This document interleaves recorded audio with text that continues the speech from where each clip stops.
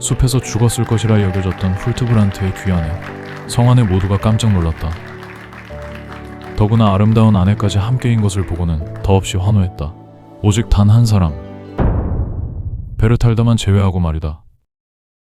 내 장갑을 달라고 매달릴 땐 언제고 결혼을 하다니.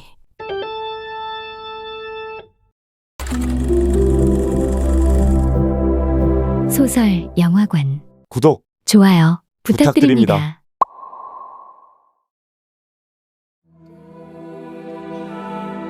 16세기 독일 어느 호숫가의 오두막.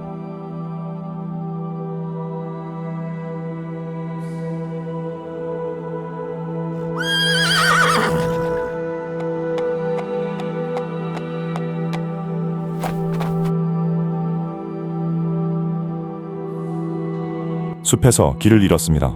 부디 하룻밤 묵게 해주실 수 있겠습니까?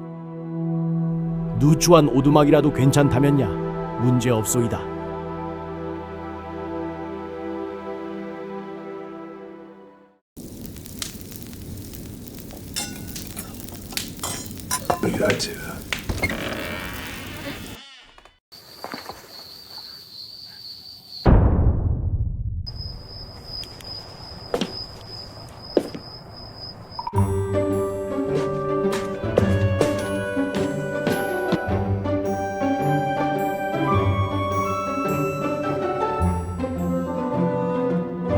여기는 어떻게 왔어요? 설마 저 숲을 지나온 건가요? 물론입니다, 레이디. 대단해. 괴물투성이었을 텐데 괴물하고 싸우기도 했어요? 마녀도 있던가요? 운디네, 손님께 무슨 무례한 짓이냐? 물러가거라. 흥! 거지 같은 오두막에서 혼자 잠이나 자요.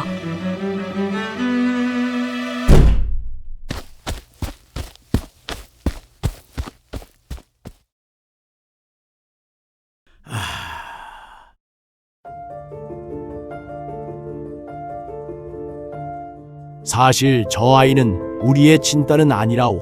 원래의 딸은 3살 때 호수에 빠져서 실종되었소이다. 우리 부부는 비탄에 빠져 있었는데 어느 날 저녁 저 아이가 물을 뚝뚝 떨어뜨리면서 집안에 들어오는 것 아니겠소.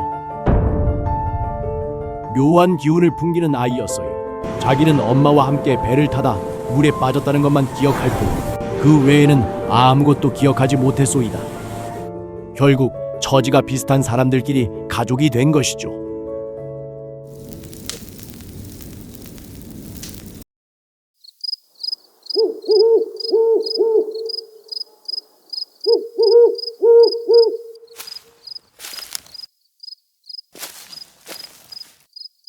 아, 찾았다.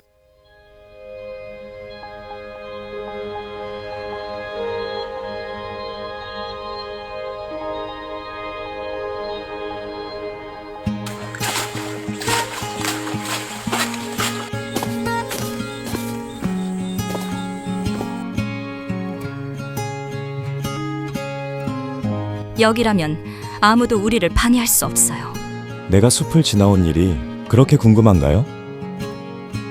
저는 이곳에서 나가본 적이 없으니까요. 아, 이곳에 오게 된 이유는 사실 무도회에서 만난 한 숙녀 때문이에요. 위대한 공장님의 양녀인 베르탈다라는 여자였죠. 만남의 정표로 장갑을 달라고 부탁했습니다. 그러자 그녀가 말하더군요. 그 숲을 혼자 들어갔다 나온다면 드리도록 하죠. 나는 명예로운 기사로서 거절할 수 없었습니다.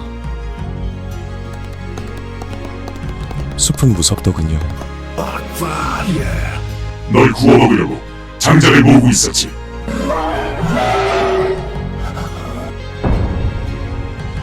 너야말로 내 저녁밥이 되라.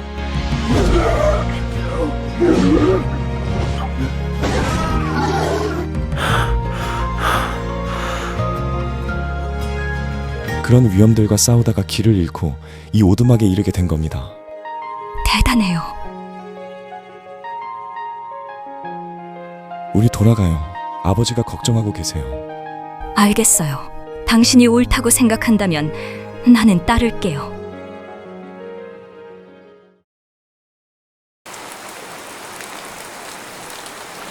이튿날 갑작스런 폭풍우가 몰아쳤고 홍수로 숲이 범람했다. 홀트브란트는 당장 떠날 수 없는 처지가 되어서 꽤 오랜 시간 숲에 머물러야만 했는데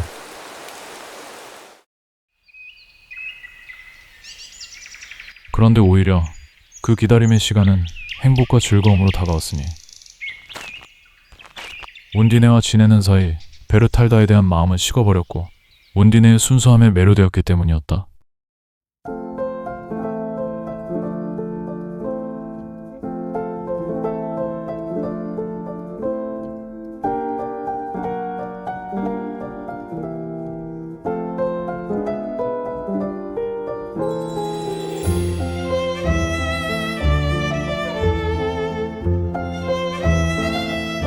아이야,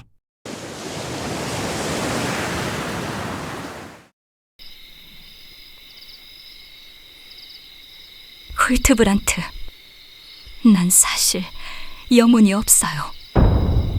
영혼이 없다고요? 네.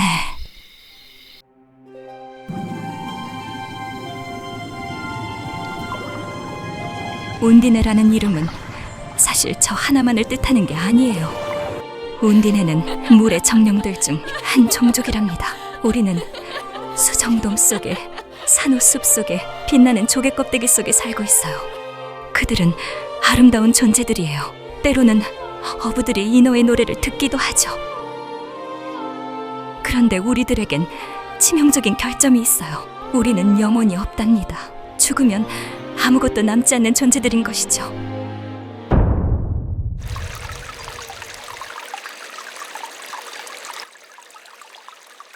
하지만 인간과 사랑을 나눔으로써 우리는 영혼을 얻을 수 있답니다. 당신과 사랑을 나누었으니 난 이제 영혼을 얻겠죠. 그런데 두려워요.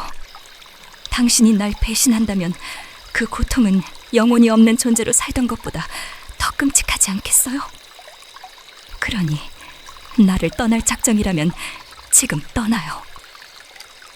전 이 강 속에서 영혼을 가진 슬픈 여인으로 살아가겠죠. 영원히. 그래도 추억이 적으면 적을수록 슬픔은 덜할 테니까요. 운디네, 나와 결혼해 주시오.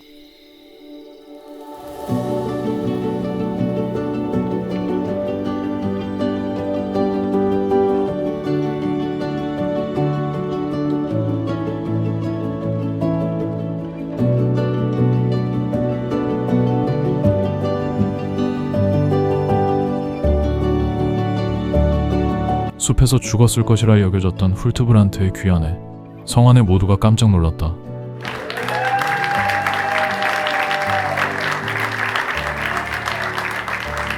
더구나 아름다운 아내까지 함께인 것을 보고는 더없이 환호했다. 오직 단 한 사람, 베르탈다만 제외하고 말이다. 내 장갑을 달라고 매달릴 땐 언제고 결혼을 하다니. 하필 그 사이 훌트브란트에게 호감이 생겨버린 그녀였기에 마음 깊은 곳에서 질투심이 솟구쳤다. 게다가 곁에 있는 여인이 놀라울 만큼 아름다워서 더욱 참을 수 없었다. 하지만 겉으로는 아무렇지 않은 듯 행동하였고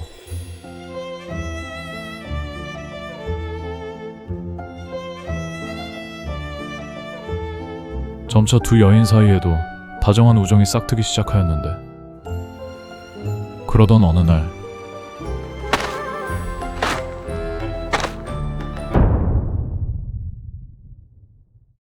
멈춰라! 누구냐? 여보, 괜찮아요. 저분은 쿠엘레볼은 제 삼촌이세요. 삼촌이라고? 네. 며칠 뒤에 있을 베르탈다의 생일에 선물을 주려고 부탁했던 것이 있거든요. 삼촌!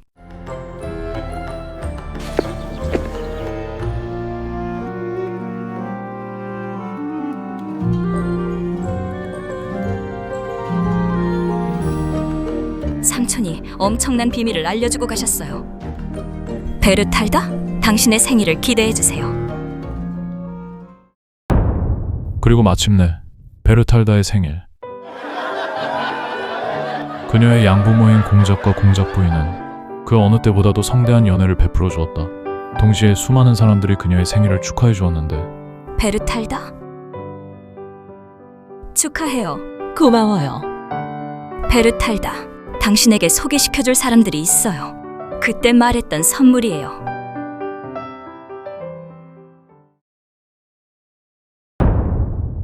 나타난 것은 숲속에서 운디네를 키워준 어부 부부였다. 베르탈다. 이분들이 당신의 진짜 부모님이세요. 여러분, 이분들이 베르탈다의 참된 부모님입니다. 오, 신이시여, 이 아가씨가 정령 잃어버린 우리 딸이란 말입니까? 무슨 말도 안 되는 소리를. 거짓말이야. 내가 저런 가난한 자들의 핏줄일 리가 없잖아. 아니에요. 진실이에요. 베르탈다. 당신은 17년 전에 실종된 이분들의 딸이 맞아요. 정령들을 통해 알아낸 사실이라고요. 그럴 리 없어. 이 마녀 악령들과 짜고 마법을 부리고 있어.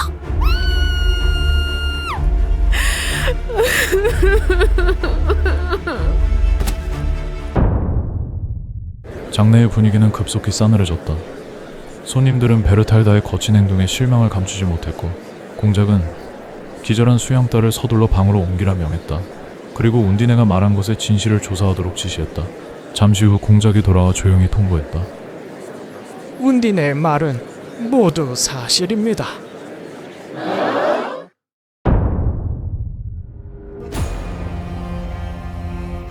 그런 걸 어떻게 알았지? 정령이라고 말했어. 진짜 마녀인가? 운디네, 대체 왜 이런 짓을? 난 이렇게 될 줄은 몰랐어요. 그녀가 좋아할 거라고만 생각해서. 그날 이후 슬프게도 훌트브란트의 마음은 서서히 변해갔다. 그는 자신도 모르게 점점 베르탈다와 가까워졌고 운디네에게는 냉담해졌다. 운디네는 아무 말 없이 고통을 삼키며 그 변화를 가만히 지켜보았다.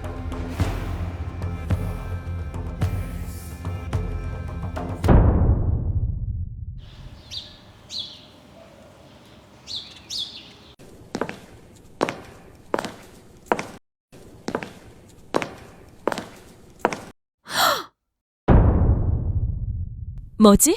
왜 우물을 봉인한 거지? 죽은 게 없애는 데는 이물이 최고인데.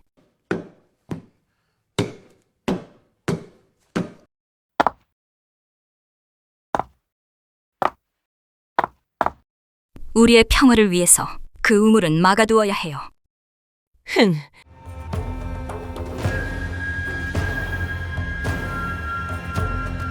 이젠 삼촌이 이곳에 나타날 수 없겠지. 우리를 어지럽히는 말들 따위 더는 듣지 않겠어.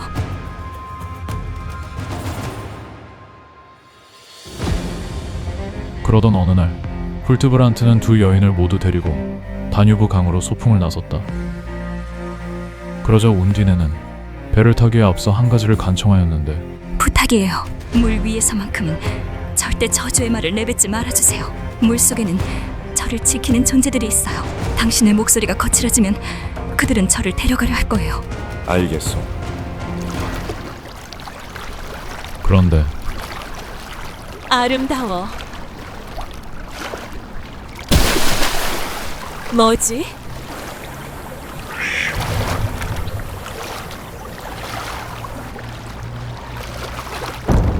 어떡해? 누구야?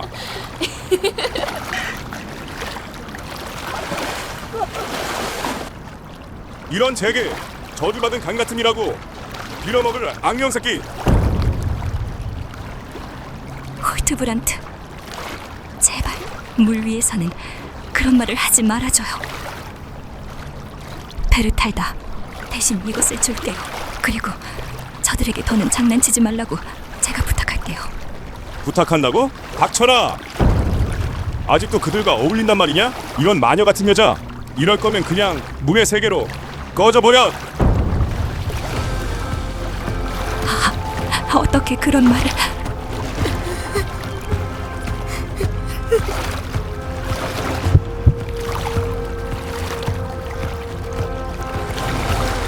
갑자기 왜 이래?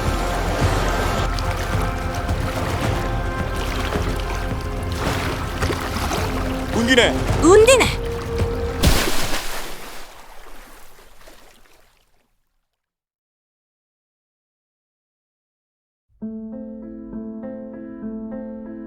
그날 이후 깊은 슬픔이 성을 감쌌다. 훌트브란트와 베르탈다는 조용히 나날을 보내며 비탄으로 운디네를 추모했다. 종종 운디네는 훌트브란트의 꿈에 찾아왔고 아침이면 그의 뺨은 젖어 있었다. 하지만 시간이 흐를수록 그녀는 점차 꿈속에서 모습을 감추었고 그의 슬픔 또한 서서히 사그라졌으니 베르탈다, 나와 결혼해 주시오.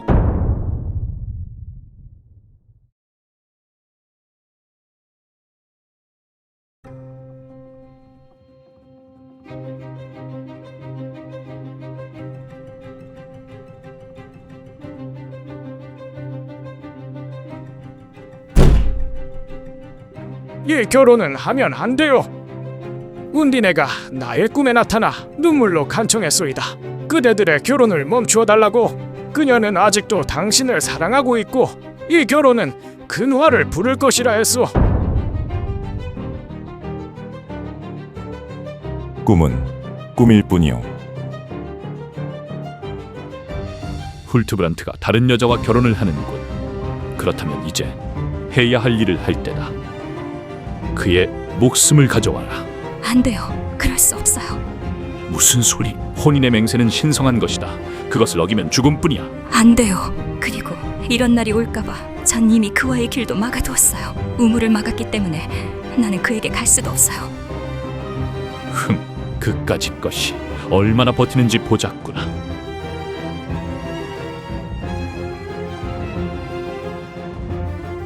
망할 죽음께 언제 이렇게 늘어난 거지? 아, 그 우물물만 쓰면 깨끗하게 지워질 텐데. 그 봉인된 우물을 말씀하시는 거겠죠? 지금 당장 열어야겠다. 그건 돌아가신 전 마님이 절대 열지 말라고 하셨잖아. 알게 뭐예요? 이제 우리 마님은 저분인데 저분한테 잘 보여야죠.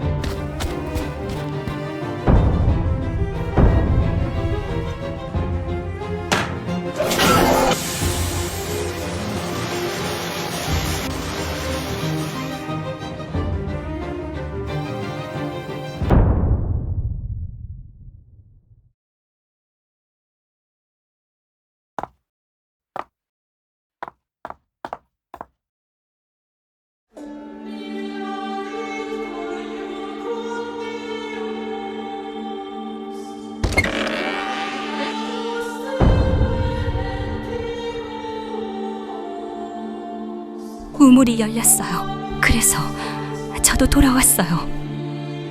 이제 당신은 죽어야 해요. 그래, 운디네, 그럴 수밖에 없겠지. 하지만 너의 품에서 죽게 해줘.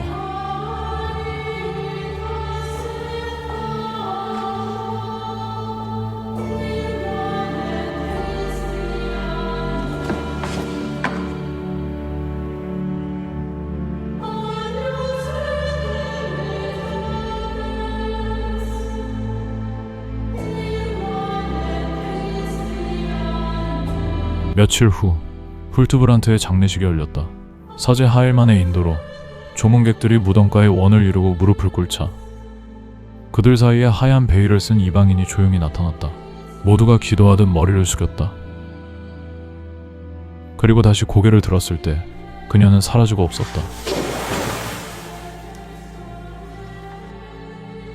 대신 그 자리에 작은 은빛샘 하나가 솟아나 있었고 그것은 무덤을 조용히 감싸 흐르다가 인근의 호수로 이어졌다.